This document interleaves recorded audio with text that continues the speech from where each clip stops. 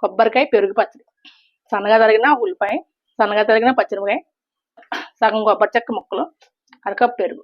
మనం పెరుగు దీంట్లో ఎంత కావాలో అంత వేసుకోవచ్చండి. కొబ్బరికాయ ముక్కల్ని కూర చేసుకోవాలి, మిక్సీ పట్టుకుందాం. ఇలా మెత్తగా కూర ఆడుకోవాలి అంతే. ఇప్పుడు ఉల్లిపాయ ముక్కలు, పచ్చి ఉల్లిపాయ ముక్కలు వేసుకోవాలి, వేపకూడదు. పచ్చిమిర్చి కూడా పచ్చి వేసుకోవాలి. రుచికి సరిపడా ఉప్పు. ఘాటు ఎక్కువ ఉండకూడదండి, ఎందుకంటే కొబ్బరి కమ్మదనం తెలియదు ఘాటు ఎక్కువ ఉంటే. కలుపుకొని పెరుగు వేసుకోవాలి.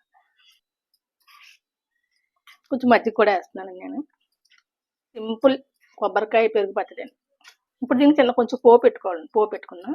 స్టవ్ వెలిగించుకుని పెనం పెట్టుకుని ఒక స్పూన్ ఆయిల్ అండి, ఒక 4 ఎల్లుల్లి రేకలు, కొంచెం పొట్టి మినపప్పు, 1/2 టీ స్పూన్ జీలకర్ర, 1/2 టీ స్పూన్ ఆవాలు, ఎండుమిర్చి, కొంచెం కరివేపాకు.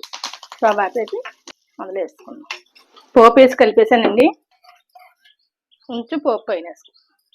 కొబ్బరికాయ పెరుగు పచ్చడి రెడీ.